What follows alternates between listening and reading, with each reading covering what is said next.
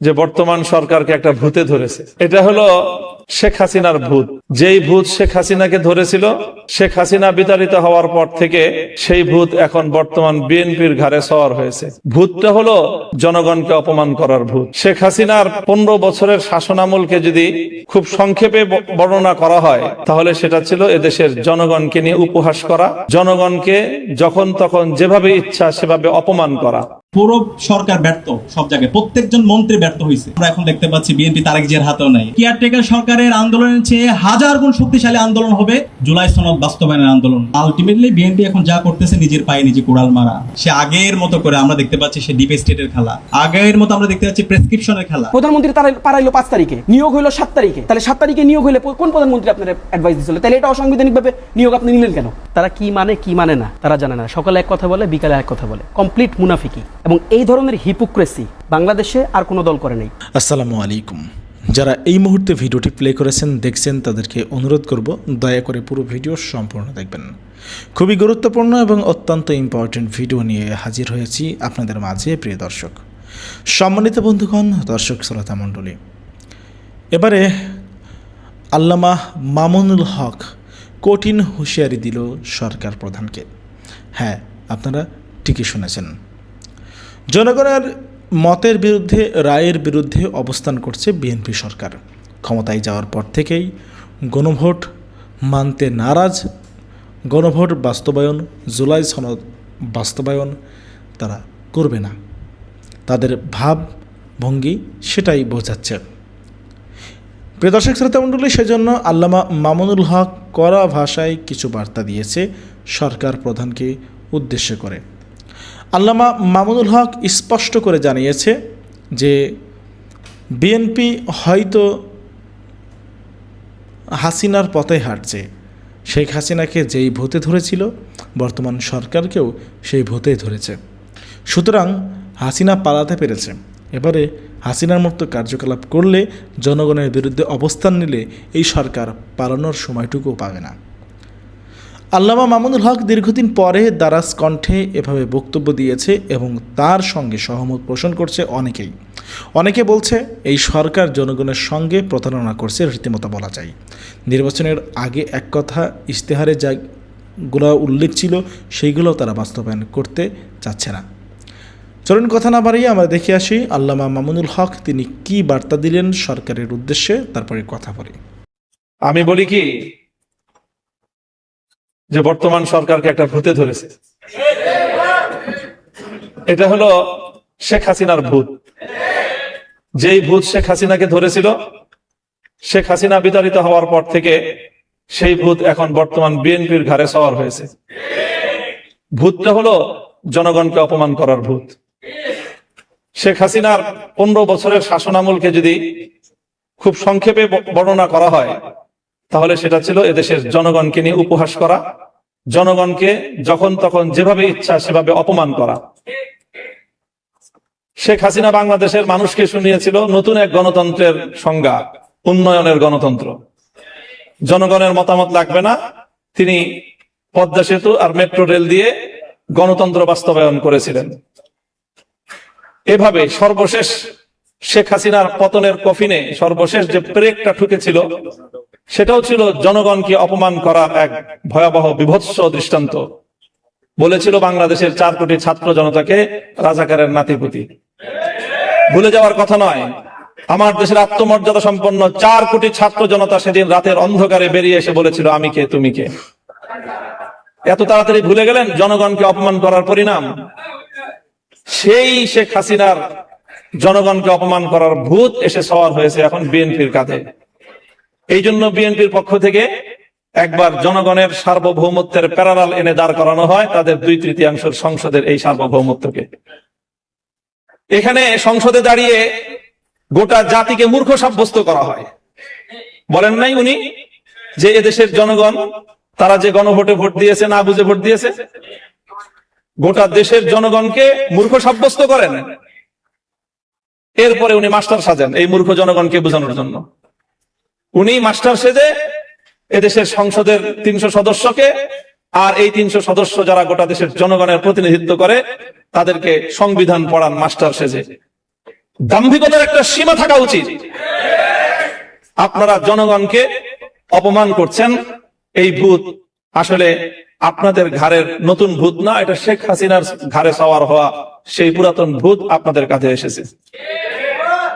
আল্লামা সাঈদী রহমতুল্লাহ আলাইহির একটা খুব আলোচিত দৃষ্টান্তর কথা বলে আলোচনা শেষ করছি। ওই যে একটা আপনার বন্টনের গল্প শুনিয়েছিলেন না, যে সিংহ, গাধা আর শ্রীগাল মিলে একটা শিকার করেছে। এরপরে সিংহ বলেছে, এখন তো শিকার করলাম গরু, হরিণ আর খরগোশ, এখন তিনজন মিলে শিকার করেছি, বন্টন না করে তো খাওয়াটা এটা বেইনসাফি দেখায়, কাজে একটা পদ্ধতি অনুযায়ী তুমি বন্টন করো। গাধাকে বন্টন করতে দিল, গাধা বন্টন করলো, আপনি বড়, আপনি গরুটা খান, আমি মাঝাও, আমি হরিণটা খাই, আর ওই পাতি শিয়াল ও ছোট ও খরগোশটা খান।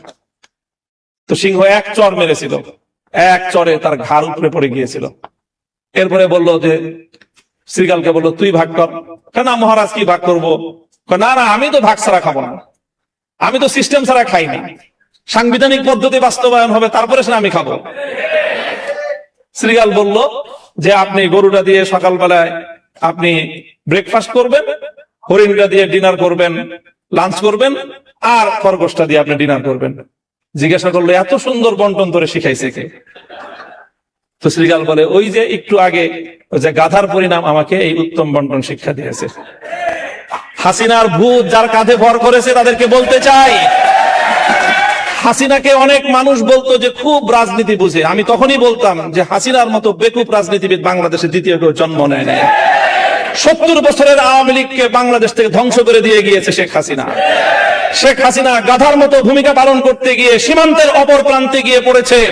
তোমরা শ্রীগালের মতো যদি সেই শেখ হাসিনার পথ অবলম্বন করার চেষ্টা করো, সেখান থেকে শিক্ষা গ্রহণ করো, তোমার পরিণাম ভিন্ন কিছু হবে না। ক্ষমতার মসনদে বসলে জনগণকে খুব ক্ষুদ্র মনে হয় না? ক্ষমতার মসনদে বসে শুনেছিলাম ইঁদুর নাকি নিজেকে সিংহের মতো ভাবে।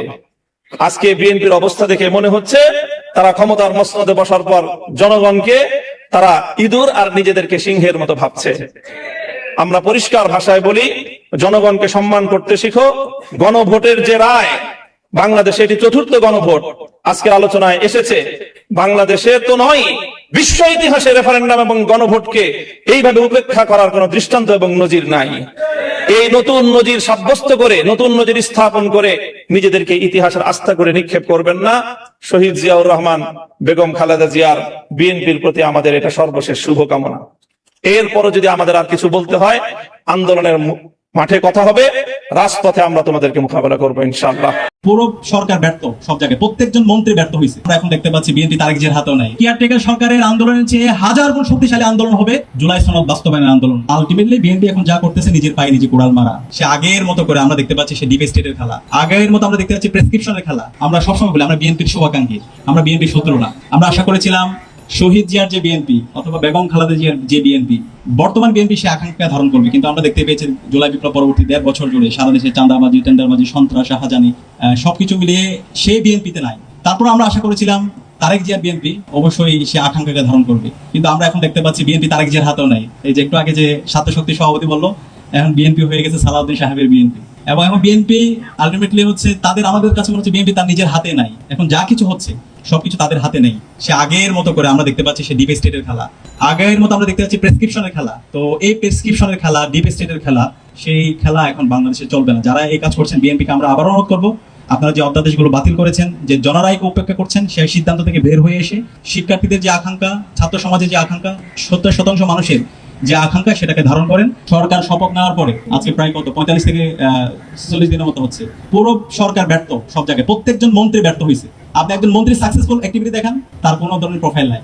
যোগাযোগ মন্ত্রী, সে বলছে এবারের ঈদটা নাকি খুবই স্বস্তিদায়ক হয়েছে, কিন্তু আমরা দেখতে পেয়েছি 351 জন আমরা আমাদের ভাই বোনকে এই ঈদে হারিয়েছি। সারা দেশব্যাপী যে জ্বালানি সংকট, ঘন্টার পর ঘন্টা ধরে আমাদের নাগরিকদেরকে এই তেলের জন্য দাঁড়িয়ে থাকতে হচ্ছে, কিন্তু যে মন্ত্রী সে বলছে দেশের মধ্যে কোনো জ্বালানি সংকট নাই। সম্পূর্ণ দ্বিচারিতামূলক আচরণ। একই সাথে আমরা শিক্ষামন্ত্রী দেখতে পাচ্ছি সে বিভিন্ন ধরনের পপুলিস্ট বক্তব্য দিচ্ছে। আমরা দেখতে পাচ্ছি তিনি বক্তব্য গিয়ে কচিমতি যারা শিশুরা আছে তাদেরকে জিজ্ঞেস করছে তারেক রহমানের মেয়ের নাম কি। প্রাইম মিনিস্টার, সাবেক প্রধানমন্ত্রী বেগম খালেদা জিয়ার নাতির নাম কি? আরে ভাই, এগুলো কি এখন জিজ্ঞেস করে একবিংশ শতাব্দীর এই সময় এসে? সেটা কি এখন জিজ্ঞেস করার কথা? এখন আপনি শিক্ষার্থীদেরকে জিজ্ঞেস করবেন কিভাবে তুমি আগামীর বাংলাদেশে তুমি নিজেদেরকে বিজ্ঞান, প্রযুক্তি, শিল্প, সাহিত্য, সংস্কৃতির মাধ্যমে তুমি নিজেদেরকে যোগ্য করবা, সেটা নিয়ে তোমার কাজ করার কথা। পুরো শিক্ষা ব্যবস্থাকে নতুন ভাবে ঢেলে সাজানোর কথা। সারা বিশ্বব্যাপী কিভাবে নেতৃত্ব দেওয়া যায়, নতুন নতুন কিভাবে প্রযুক্তি আবিষ্কার করা যায়, সেটা নিয়ে কাজ করার কথা, সেটা নিয়ে কথা বলার কথা। সেখানে ওনারা পড়ে আছে সে 90 দশকের রাজনীতির মধ্যে। তো আলটিমেটলি বিএনপি এখন যা করতেছে নিজের পায়ে নিজে কুড়াল মারা।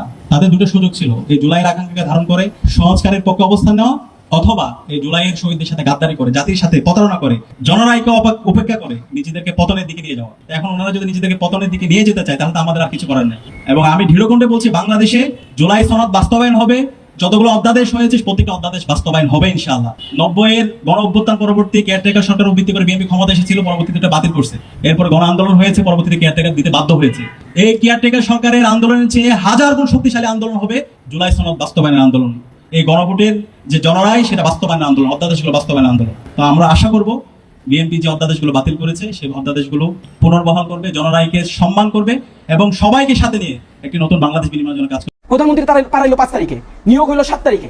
তাহলে 7 তারিখে নিয়োগ হলে কোন প্রধানমন্ত্রী আপনার অ্যাডভাইস দিয়েছিল? তাহলে এটা অসাংবিধানিক ভাবে নিয়োগ আপনি নিলেন কেন? তারা কি মানে কি মানে না তারা জানে না। সকালে এক কথা বলে, বিকালে এক কথা বলে, কমপ্লিট মুনাফিকি।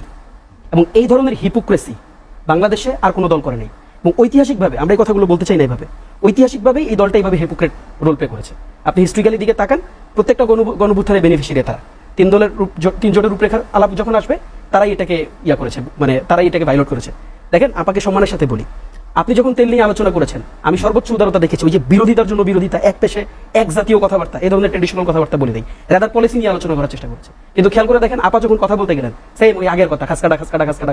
তুমি 13 তলায় অফিস করো, 15 তলায় অফিস করো, 15 তলায় এসি আছে, 15 তলায় এসিতে বসো, এসির যে মালিক, ওই মালিকের সাথে তোমার সম্পর্ক থাকতে পারে, ওইটা সিন্ডিকেট, ওই সিন্ডিকেটের সাথে তোমার এমন সম্পর্ক। আরে ভাই, দিস ইজ দি প্রবলেম। এটা জেনারেশনাল গ্যাপ। এই প্রবলেমের কারণে বাংলাদেশের সমস্যাগুলো সমাধান হচ্ছে না। হবে এই জেনারেশনটার অলরেডি তো মানে তারা একটা লম্বা সময় দেশকে সার্ভ করেছে। জেনারেশনাল গ্যাপটা ফিল আপ হলে দেখবেন প্রবলেমের সমাধান হলো হবে, কারণ তারা প্রবলেমকে অ্যাড্রেস করতে চায় না। আপনি যত উদারতা দিয়ে প্রবলেমকে অ্যাড্রেস করবেন, তারা এই উদারতা বুঝবেই না, লিটারালি বুঝবে না। কারণ তারা ইভেন আরেকটা প্রবলেম আছে। প্রবলেম হচ্ছে পলিসি নিয়ে কথা বলবে কিভাবে ভাই? বিরোধিতা করি তো কুল পায় না। আমি তো বিরোধিতা করার সময় পাই না। আপনি আমার আগে 10 মিনিট শুনে দেখেন, ওখানে কোনো বিরোধিতা নাই, ওখানে সহযোগিতা আছে।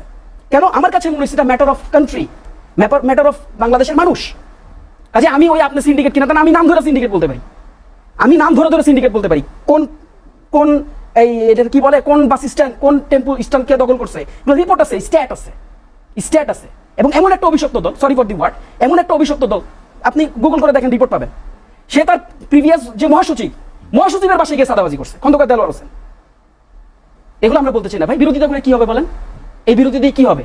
আমার পেটে ভাত জুটবে? ওই রাজনীতি তো আমরা এখানে করতে আসি নাই। বাট আনফরচুনেট, দেখেন তেলের সিন্ডিকেটের প্রসঙ্গ কই থেকে কই চলে গেছে। আমরা বাচ্চা, আমরা কাচ্চা, আমরা ছোট, আমরা হাঁটতে জানি না, বসতে জানি না, শুইতে জানি না।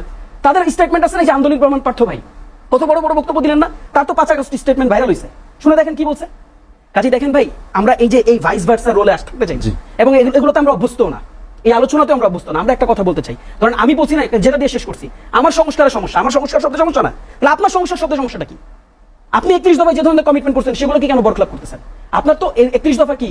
31 দফা হচ্ছে আপনার জন্য একটা হলি বুকের মতন বানাইছেন। আপনি উঠতে বইতে খাইতে শুইতে সবাই 31 দফা পড়াইছেন না? এবং আপনি বলছেন কি এই 31 দফাটি হচ্ছে আপনার ম্যানিফেস্টো রিফ্লেকশন। দেখেন, একদম স্টেটমেন্ট। আপনি যে ম্যানিফেস্টোটা দিচ্ছেন, সেটারই একটা গ্রেটার ভার্সন বা শর্টার ভার্সন হচ্ছে আপনার, মানে এই 31 দফা শর্টার ভার্সন, গ্রেটার ভার্সন হচ্ছে আপনার ম্যানিফেস্টো। তাহলে আপনি আপনার ম্যানিফেস্টোর ইচ এন্ড এভরি ক্লজ আপনি ডে বাই ডে বসে বসে আপনি সংসদে ভাইলেট করতেছেন। আমার দিকে তাকানো দরকার, নিজের দিকে তাকে একটা প্রশ্ন করেন না। ধরেন আমি প্রশ্ন করলাম না, এই মঞ্চে আমি নাই, আমি নো ওয়ান। আপনার কাছে আপনার জবাব দিতে আসেন, আপনি আইনের সামনে দাঁড়িয়ে দেয় না, আপনি আপনার বাসায় গেলে লোকজনের সাথে কথা বলেন না, তারা বলেন আপনাকে যে 31 দফায় তো প্রথম দফায় লিখছিলেন যে সংবিধান সংস্কার গঠন করা হবে, পরিষদ গঠন করা হবে। তো সে কথা তো আপনি লিখছেন ভাই, আমি লিখে দিই তো। 31 দফা আপনি লিখে দিচ্ছেন, আপনি নিশ্চয়ই লিখে দেন নাই, আমিও লিখে দেওয়ার কথা না। আমি তো নাগরিক কমিটি করি, পার্টি করি ভাই। আপনার লেখা 31 দফা, আপনি বললেন স্থানীয় সরকার আপনি যারা তারা যেন ভাবে করবেন না, এবং স্পষ্ট তো লেখা যে আপনি করবেন না, আপনি এই কি বলে স্থানীয় সরকার যে ইয়াগুলোতে আছে সেখানে আপনি প্রশাসক নিয়োগ দিবেন না, তার কথা। সেটা নাহলে ধরলাম ক্রাইসিস মোমেন্ট ছিল, 300 এমপি পালাই গেছে, সকল চেয়ারম্যান ইয়ারা সব পালাই গেছে ভাই। এই ক্রাইসিস মোমেন্টে তো আপনি অক্সিজেন দিবেন, ওটা জান বাঁচানো ফরজের মতন অবস্থা ছিল। আপনি তো ইলেক্টেড গভর্নমেন্ট, 2/3 মেজরিটি পাওয়া না আপনি, তাহলে আপনি নির্বাচন দেন। আপনি দিচ্ছেন প্রশাসক, এবং এমন এমন প্রশাসক দিচ্ছেন, এই প্রশাসকরা প্রশাসনের চেয়ারে বসে আবার করতেছে, নির্বাচনের প্রচারণা চালাইতেছে, তার মানে অভিলাষ ব্যয় করতেছে যে আমি আমার ইচ্ছা আমি এখানে মেয়র হব। এভাবে ক্রেডিবিলিটি করবেন? এইভাবে করে রাষ্ট্র চালাতে পারেন, কোনো সমস্যা নেই। আপনি এইভাবে করে রাষ্ট্র চালাবেন, এটা ব্যাকফায়ারিং আজকে নাও কালকে নাও আসবে, আসছে তো, এই ফর্মুলাতেই আসছে। এবং দেখেন আমি যে কথাটা বলেছিলাম যে বারবার তারা আমাদেরকে সংবিধান দেখায়, আমরা তো সংবিধান তাসনিম রিয়াজ, নির্বাচনের আগে বিএনপির যে অবস্থান, যেসব কমিটমেন্ট, আপনার কি মনে হয় যে সেখান থেকে বিএনপি পুরোপুরি 100% সরে গেছে, সরে গেছে? 100% সরে গেছে। বলে দিই, কিভাবে সরে গেছে? আচ্ছা, তাদের আইনবিদ কে? আর তাদের পক্ষ থেকে সংবিধানের রিপ্রেজেন্টেশন কে করে? আমি ফার্ম করে বলতেছি না, আইনমন্ত্রী করে। কিন্তু আইনমন্ত্রী তো আমরা বস্তুত তো দেখি না, আমরা স্বরাষ্ট্রমন্ত্রীকে দেখি। আমার কোনো সমস্যা নেই, তিনি আইন কমিটির সদস্য, করতে পারেন। এখন দেখেন তিনি যেই ব্যাখ্যাগুলো বিবৃতিগুলো দেন, তিনি তার আগের দিন কি ব্যাখ্যা দিয়েছেন? তিনি তার আগের দিন সেমিনারে ব্যাখ্যা দিয়েছেন। তার আগে তিনি ঐকমত্য কমিশনের আলোচনায় কি ব্যাখ্যা দিয়েছেন? খেয়াল করে শুনেন। ঐকমত্য কমিশনের আলোচনায় তাকে প্রশ্ন করা হয়েছিল যে এই গণভোট, খেয়াল করে শুনেন, এই গণভোট সাংবিধানিকভাবে বৈধ হবে কিনা, বিধিসিদ্ধ হবে কিনা। তিনি এটা ব্যাখ্যা কি বলেছেন জানেন? তার মুখস্থিত কথা 5 অক্টোবর সংসদ কমিশনের আলোচনা, ফুল আলোচনা লাইভে আছে, কোনো কাটপিস বলবো না, পুরোটা শুনে দেখেন। আমি এই মঞ্চে বসে চ্যালেঞ্জ করলাম, এখনো সময় আছে, আপনারা চাইলে আমাকে চ্যালেঞ্জ করতে পারেন। তিনি বলছেন যে এই সংবিধানে এই মর্মে গণভোট করা যাবে না, এ ধরনের কোনো কথা কি লিখিত আছে? যদি গণভোট করা যাবে না এই মর্মে কোনো কথা লেখা না থাকে, তাহলে গণভোট করা যাবে, এটা তার ব্যাখ্যা। তারপর তিনি সেমিনারে কি বলছেন, তার মুখের কথা শুনেন। তিনি জাস্টিফিকেশন দিচ্ছেন, তিনি সংবিধান থেকে তিনি জাস্টিফিকেশন দিচ্ছেন। আর্টিকেল 7 যেখানে সুপারসিড করেছে কাকে? জনগণের সার্বভৌমত্বকে সুপারসিড করা হয়েছে। জনগণকে বলা হয়েছে তার অভিলাষ, তার আত্মবিশ্বাস, তার অভিপ্রায়, এটাই হচ্ছে সংসদ, এটা হচ্ছে সংবিধান। সংবিধান কি? আমরা 3 জন জনগণ রাষ্ট্রের, আমাদের মতন 3 কোটি জনগণ, আমাদের মতন 9 কোটি জনগণ, 16 কোটি জনগণ যদি বলে এটা সাদা কাগজ, কোথাও কিছু লেখা নাই, এটা সংবিধান, এটা সংবিধান। যদি বলে এটা সংবিধান না, এটা সংবিধান না। দিস ইজ হাউ ইট গোজ। এটা রকেট সাইন্স না, এটা বুঝতে হলে খুব বেশি। এবার উদাহরণ দিব, আমি হিস্ট্রি থেকে উদাহরণ দিব। কাজে দেখেন তিনি বললেন সেমিনারে, তাকে সেমিনারে প্রশ্ন করা হলো, তিনি বললেন আর্টিকেল 7 অনুযায়ী যেহেতু এটা মানে গণমানুষ কিভাবে করে তার মত প্রকাশ করে, তার ব্যাখ্যা তিনি বলেছেন গণঅভ্যুত্থান, রেগুলেশন, এনাদার ওয়ান ইজ জাতীয় সংসদ নির্বাচন, and another one is referendum. এবং তিনি ব্যাখ্যা দিচ্ছেন, তিনি বলছেন আর্টিকেল 7 অনুযায়ী এই রেফারেন্ডাম সাংবিধানিকভাবে বৈধ। আপা বলছেন বৈধ না। এখন আপনি বলেন দুজনে বিএনপি করে, কার কথা নিব? আইদার আপা বলুক, আইদার আপা আজকে ঘোষণা দেখ, আমি শোনাবো ব্যাখ্যা, আমার কাছে ভিডিও আছে। আপা তাহলে ব্যাখ্যা দেখ, সালাউদ্দিন ভাই ভুল বলছে, দুইজন তো প্যারালাল রাইট থাকার সুযোগ নাই, সাংবিধানিক প্রশ্ন, আইদার সে রাইট হবে আর আপা রাইট হবে। সংসদের বক্তব্যটা কি? বক্তব্যটা সংসদের বক্তব্য তো আমি ব্যাখ্যা দিচ্ছি, আমি ব্যাখ্যা দিব। তিনি কি বললেন? তিনি বললেন যে এই রেফারেন্ডাম যদি অনুষ্ঠিত হয় এবং রেফারেন্ডাম যদি হা ভোট জয়যুক্ত হয়, তাহলে নির্বাচিত সদস্যরা এই হায়ের সাথে রিলেটেড যে কর্মসূচি আছে সেটা বাস্তবায়নের জন্য বাধ্য থাকবে, বাধ্য, কোট আনকোট। তাহলে আপা সত্য নাকি সালাউদ্দিন ভাই সত্য নাকি সংবিধান সত্য? তিনি তো সাংবিধানিক ব্যাখ্যা দিচ্ছেন, আপা অবশ্য সাংবিধানিক ব্যাখ্যা দিচ্ছেন না, আপা নিজের মতন করে বলতেছেন। এখন তাহলে আপা আমাকে উত্তরটা দিবেন, এবং উত্তরটা প্রিসাইজ হওয়া দরকার। ওনার কনফিডেন্টলি বলা দরকার সালাউদ্দিন ভাই মিথ্যা, আমি সত্য। ওনার বলা দরকার আমি সচ্চারিতা করছি, আমি ভুল ব্যাখ্যা দিচ্ছি। এবং আপনাকে আমি এনাদার প্রশ্নগুলো দিই। দেখেন আপনি তো সাংবিধানিক কথা বলেন, আমরা প্রশ্ন করেছিলাম অ্যাটর্নি জেনারেল কিভাবে নিয়োগ হয়েছে। অ্যাটর্নি জেনারেল উত্তর দিছে কি? অ্যাটর্নি জেনারেল উত্তর দিছে যেভাবে করে উপদেষ্টা পরিষদ গঠন হয়েছে সেভাবে তিনি নিয়োগ হয়েছে। না, ভুল কথা। আপনি নিয়োগ বের করে দেখেন। আমি আপনাকে আবারও চ্যালেঞ্জ করলাম, তিনি যেই পদ্ধতিতে নিয়োগ হয়েছেন, তিনি 2 দিন আগে নিয়োগপ্রাপ্ত হয়েছেন। 8 তারিখ উপদেষ্টা পরিষদ গঠন হয়েছে, তার আগে 2 দিন আগে তিনি নিয়োগপ্রাপ্ত হয়েছেন। এবং তিনি 64-1 তিনি সেই সংবিধানের ধারা অনুযায়ী তিনি নিয়োগপ্রাপ্ত হয়েছেন। এবং সেই সংবিধানের ধারা অ্যাপ্লিকেবল হয় রাষ্ট্রপতির হাত দিয়ে, এবং রাষ্ট্রপতি এই সংবিধানের ধারা অ্যাপ্লিকেবল করার জন্য দি মাস্ট নিডেবল থিং হচ্ছে তাকে প্রধানমন্ত্রীর অ্যাডভাইস থাকতে হয়। প্রধানমন্ত্রীর পরামর্শক্রমে তিনি এটা বাস্তবায়ন করতে পারে, আদারওয়াইজ তিনি পারে না। 48-3 রাষ্ট্রপতি কোন ধরনের কর্মসূচি 2টা কাজ বাদে, 1 প্রধানমন্ত্রী নিয়োগ, দ্বিতীয়ত প্রধান বিচারপতি নিয়োগ, এই 2টা কাজ বাদে তিনি সাংবিধানিক যে কোনো স্টেপের জন্য ইভেন্চুয়ালি বক্তব্য দেওয়ার ক্ষেত্রেও তার প্রধানমন্ত্রীর পরামর্শ লাগে। প্রধানমন্ত্রী পারাইলো কত তারিখে? প্রধানমন্ত্রী পারাইলো 5 তারিখে, নিয়োগ হলো 7 তারিখে। তাহলে 7 তারিখে নিয়োগ হলে কোন প্রধানমন্ত্রী আপনার অ্যাডভাইস দিয়েছিল? তাহলে এটা অসাংবিধানিক ভাবে নিয়োগ আপনি নিলেন কেন? তখন আপনার সংবিধানের কথা খেয়াল ছিল না। আপনি সংসদ ভাঙিয়ে দিলেন। সংসদ ভাঙলেন কিসের উপরে? আপনি সংসদ ভাঙলেন হচ্ছে 65 এর আপনার বেসিসে, 65 এর বেসিসে আপনি 123 এই বেসিসে আপনি সংসদ ভাঙলেন। এই সংসদ ভাঙার জন্য তো আপনার পরামর্শ দরকার ছিল। কেন ভাই তখন পরামর্শ প্রয়োজন নেই? আপনি নির্বাচন দিচ্ছেন, নির্বাচন গণপ্রতিনিধিত্ব আদেশ 1972 এর 11-1 দফা মোতাবেক আপনি নির্বাচন দিচ্ছেন। সেটা তো ভাই নির্বাচন কমিশনকে অ্যাড্রেস করে। এখানে আদেশ কোথায়? এই আদেশটা যে জারি হলো, এই আদেশটা কোথা থেকে জারি হয়েছে আমি আপনাকে বলে দেই। এই আদেশটা জারি হয়েছে 65-এ, এবং 65-এ যে আদেশটা দেওয়া হয়েছে সেই 65-এর আদেশ কি জানেন? সেই 65-এর আদেশ হচ্ছে প্রধানমন্ত্রী বলবৎ থাকবে, প্রধানমন্ত্রী তার এক্সিস্টিং পজিশনে থাকবে, তারপর নির্বাচন অনুষ্ঠিত হবে। তো ভাই সবকিছু অসাংবিধানিক করলেন, এখন আপনার সবকিছু সাংবিধানিক করা লাগবে। এখন সবকিছু সাংবিধানিক করা লাগছে। একটা কথা, ভুইফোর কথা বলি নেই, কাগজ কলমের কথা বলছি। ভাই ভুইফোর ব্যাখ্যা না দিয়ে আসেন কাগজ কলমের আলোচনা করি। আপনি সংবিধান দেখান, আমি সাংবিধানিক আলোচনা করতেছি, লেটস ডিসকাস। আর আপা যেটা বলছেন যে তারা সবকিছু মানতেছে বলে, কিছু মানতেছে না, একদম ভুয়া আলোচনা, একটুও মানতেছে না। আমি আপনাকে চ্যালেঞ্জ করে বললাম, যেগুলো মানতেছে সেগুলো কি জানেন? সেগুলো হচ্ছে যে ওই যে এরকম যে তোমার শরীরের হাত, হাতের নখ, চুল সবকিছু থাকবে, খালি কিডনিটা নিয়ে যাবো, ফুসফুসটা খালি নাই করে দিব। তবে এটাকে মানা বলে না, বুঝছেন? মানতে হইলে পরিপূর্ণভাবে মানতে হয়। আপা যে কথাগুলো বলছেন, দেখেন সংবিধান মুখস্থ করার কথা বলছেন, আমি প্রত্যেকটা ক্লজ ধরে ধরে কথা বলছি। আপাই বরঞ্চ একটা ক্লজ ধরে কোনো রিপ্লাই আমাকে দেন নাই, এখন পর্যন্ত দেন নাই। আমি হিস্ট্রির কথা বলছি, আমি যে জায়গা থেকে শুরু করছি, আপা তার 2 বছর আগে থেকে ব্যাখ্যা দিচ্ছেন। ভাই 2 বছর আগের ব্যাখ্যা নিয়ে তো আমার কোনো প্রবলেম নাই, আমার কোনো প্রবলেম নাই। সিপাহি বিপ্লবের কনটেক্সট এবং ওই সময় যে মানে ক্রাইসিস, এই ক্রাইসিস আমরা জানি, জেনেই বলতেছি, না জেনে বলতেছি না একেবারে। আপনারা আমাদের থেকে অনেক বয়স্ক, বারবার এটা বলার চেষ্টা করেন যে আমার জন্ম হয় নাই, তার জন্ম হয় নাই, কারোই জন্ম হয় নাই। তখন এটার মানে কখনো এটা না যে মানে জন্মের সাথে কারো জানা অজানা আসলে ম্যাটার করে না, ভ্যারি করে না। এরপর বললেন কি সব দল মিলে যদি এক হইতো, সব দল মিলবে কিভাবে? আপনারা সব দল মিলে গণভোট দিলেন না? ওই সময় নাকি ব্যাখ্যা দেওয়া হয়েছে, নির্বাচনের আগের দিনও তারেক রহমান সাহেব জনসভায় বললেন যে গণভোটে হ্যাঁ দেন। এটাকে বলে স্পষ্টত মুনাফিকি। এটাতে ভাই নতুন ব্যাখ্যা দেওয়ার সুযোগ নাই, আমার ব্যাখ্যা নেওয়ার দরকার নাই। জনগণ যেটা বুঝবে তারা এটা রায় দিবে, আমি নতুন করে আর কিছু বলবো না। বিএনপির সমস্ত রহস্য জামাতের হাতে চলে এসেছে। জামাত এবার বিএনপিকে এক বিন্দু পরিমাণ ছাড় দিবে না। বিএনপির মাল মশলা জামাতের হাতে চলে এসেছে। তো দর্শক, এই মাল মশলা জামাত যদি বাজারে ছেড়ে দেয় তাহলে বিএনপি জয় বাংলা হয়ে যাবে। কেমন মাল মশলা একটু ধারণা দিই, কি এটা আছে আপনারা দেখবেন। এই যে বিএনপি কখনো আকাম করে সফল হয় না। কেন সফল হয় না? কারণ তাদের মাল মশলা অন্যের হাতে চলে যায়। বিএনপির জন্য বলে যে বিএনপির মধ্যে প্রচুর জামাত আছে, সাবেক শিবির আছে, এমনকি সরকারের মধ্যে আছে, এমপিদের মধ্যেও সাবেক শিবির আছে, তারেক জিয়ার উপদেষ্টা, প্রেস সচিব, এদের মধ্যে সাবেক শিবির আছে। অতএব জামাতের হাতে মাল মশলা চলে আসতে সময় লাগে না। এই মাল মশলা কিভাবে চলে আসে একটু বলি। যেমন বাংলাদেশের অনেক নেতা, অনেকে আছে, আমাদের অনেক বন্ধু বান্ধব আছে যারা হেভিওয়েট, যারা হানি ট্র্যাপে পড়েছে।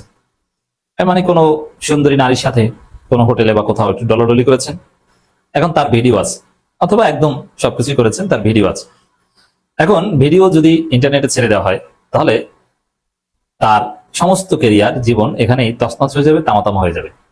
যেমন নখালী হাতিয়ার এক ইউএনও ছিল, দেখতে ছেলেটা ভালো না, আমাদের বন্ধু মানুষ, সে আলাউদ্দিন। ও দেখতে ভালো না কিন্তু খুব স্ট্রং, শক্তিশালী ছিল, কি সুন্দর লাইফ, ইউএনও, স্ত্রী ছিল, এবং একটা বিলাসী জীবনযাপন, মানে সুন্দর একটা জীবনযাপন করতো, ভালো, এবং সামনে ডিসি হবে, এক পর্যায়ে সচিব হবে, কত স্বপ্ন। এখন আমার সেই বন্ধু কার্যত পালাতক, এবং তার স্ত্রী থেকেও নাই, সংসার নাই, চাকরি থেকেও নাই, এবং একটা পর্যায়ে এইসব চাকরি টাকরি নাই হয়ে যেতে পারে। তার জীবন তামাতামা, এবং তিনি সুযোগ খুঁজছেন যে কখন দেশ ছেড়ে নীরবে নিভৃতে কোনো একটা দেশে আশ্রয় নিয়ে বাকি জীবন পার করবেন। এরকম অনেক মাল মশলা বাজারে চলে আসলে অনেকের জীবন একদম তছনছ হয়ে যায়, তামাতামা হয়ে যায়। বিএনপির ক্ষেত্রেও কিন্তু সেম। দেখেন, বিএনপি ভুয়া ভোটার তালিকা তৈরি করেছে, প্রায় 2 কোটি ভুয়া ভোটার তালিকা তৈরি করেছিল 2004 থেকে 2006 মধ্যে। এটা কিন্তু 2006 সালে এসে ধরা পড়েছে, যার ফলে 2007 সালে এমন ডলা খেয়েছে 111 সরকারের হাতে, বিএনপির জীবন তামাতামা হয়ে গেছে, এবং সেই তামাতামা হতে থেকেছে এবং 17 বছর থেকেছে। তারেক রহমান যে দুর্নীতি করেছিলেন, সব জায়গা থেকে 10% খেয়েছেন, এগুলো সব ফাঁস হয়ে গেছে, যার ফলে 111 সরকার এমন ধোলাই দিয়েছে বিএনপিকে, বিএনপি নেতারা সেই মামলার ঘানি টেনেছে 17 বছর। যদিও সবগুলো সঠিক মামলা ছিল না, অনেক কিছু ছিল ষড়যন্ত্র, আবার অনেক কিছু সঠিক, কিছু তো রটে, যা রটে কিছু বটে, একদম উদ্ভট বা ভিত্তিহীন নয়। তো দর্শক, এরকম বিএনপির নানান দুর্বলতা, বিএনপির আগাম জামাতের হাতে চলে এসেছে। বিএনপি কিভাবে ভোট চুরি করে ক্ষমতা এসেছে, কার সহায়তা এসেছে, এগুলো সব জামাতের হাতে আছে। যার ফলে যেহেতু সবগুলো জামাতের হাতে আছে, এগুলো জামাত সময় মতো কাজে লাগাবে। আবার ঐকমত্য কমিশনে বিএনপি কি বলেছিল, সবকিছুর রেকর্ড জামাতের পেন ড্রাইভে আছে, এবং জামাতের সাথে যেহেতু দীর্ঘদিনের পথ চলা, কোথায় কি বলতো, কোন বিষয়ে কোন দৃষ্টিভঙ্গি, অনেক কিছুর রেকর্ড জামাতের হাতে আছে। অতএব সময় মতো জামাত সেগুলো বাজারে ছেড়ে দিলে বিএনপি জয় বাংলা হয়ে যাবে, বিএনপির জীবন তামাতামা হয়ে যাবে। এই জন্য ছাড় দিবে না। এই জন্য জামাত এখন পর্যন্ত জাস্ট ভয় দেখাবে, বলবে যে তোমাদের মাল কিন্তু আমাদের হাতে আছে, ভালো হয়ে যাও। কারণ এগুলো ছেড়ে দিলে রাজনীতির হিসাব একদম এলোমেলো হয়ে যাবে। এই জন্য সহজে ছাড়বে না, জাস্ট এগুলোর মাধ্যমে বিএনপিকে সঠিক লাইনে আনবে। আমিরে জামাতের বক্তব্য, আবারও ফেসিবাদ কায়েমের ইঙ্গিত দিচ্ছে সরকার, তবে সেই সুযোগ দেওয়া হবে না। যে জামাত ছাড় দিবে না। এই যে বিএনপি একটা ধান্দা, অতীতে কি বলেছিল তারা, এখন ফেসিবাদ কায়েমের দিকে যাচ্ছে, তারা ফেসিস্ট হয়ে ওটা শখ জেগেছে। তো কিভাবে ফেসিস্ট হয়ে ওটা শখ জেগেছে, কোন রাস্তায় হতে চায়, ওটা সব জামাত জানে।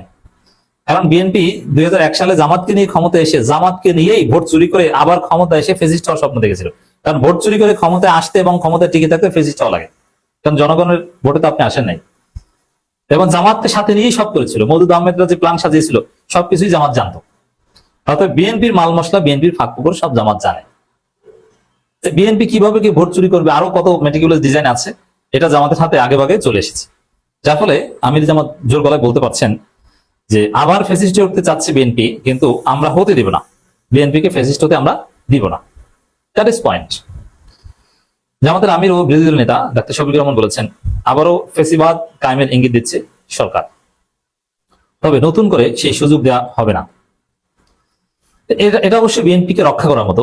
বিএনপি ফ্যাসিস্ট হতে চাইলে তো বিএনপি আওয়ামী লীগের মতো ডলা খেয়ে বাংলাদেশের রাজনীতি থেকে নিষিদ্ধ হয়ে যাবে। এই কারণে বিএনপিকে যদি জামাত ফ্যাসিস্ট হতে না দেয়, এটা বিএনপির উপকার করলো জামাত, বরং বিএনপিকে বাঁচিয়ে রাখে। জুলাই জাদুঘর জনগণের, কিন্তু সেটাকেও তারা দলীয়করণের পথে নিয়ে গেছে বলে মন্তব্য করেন তিনি। কিন্তু এইসব বিষয় নিয়ে জামাত যেভাবে জোরালো ভূমিকা পালন করছে, তাতে বিএনপি অনেকটা চুপসে যাচ্ছে। এবং বিএনপি মিউ মিউ করে বলছেন সালাউদ্দিন এবং আসাদুজ্জামান যে না না ভাই, ভুল বুঝেন না, ভুল বোঝাবুঝি আমরা দূর করব, আমরা এই কারণে করেছি, সেই কারণে করেছি। গায়ের জোরে জোরালো কোনো কথা কিন্তু বিএনপি বলতে পারছে, আমরা যা করছি ওটাই ঠিক, ওটা বলতে পারছে না। বলছে যে না না, আসলে আপনারা যা চান আমরা যা চাই একই কথা, একটু ভুল বোঝাবুঝি, আসেন এটা দূর করি, আপনারা হয়তো এইটা খেয়াল করেন নাই, ঘটনা এটাই ভাবে। এভাবে যেটাকে বলে লেওয়ানো পোছানো, সেই কাজ বিএনপি সরকার করছে। সংস্কার পরিষদের শপথ না নিয়ে বিএনপি জাতির সাথে ধোঁকাবাজি ও গাদ্দারি করেছে বলে অভিযোগ করেছেন জামাতের আমির। তিনি বলেন, ক্রিকেট বোর্ড, বিশ্ববিদ্যালয়, জেলা পরিষদ সব জায়গায় কু করেছে বিএনপি। এই অবৈধ হস্তক্ষেপ গণতান্ত্রিক পথসমূহকে আবার রুদ্ধ করেছে।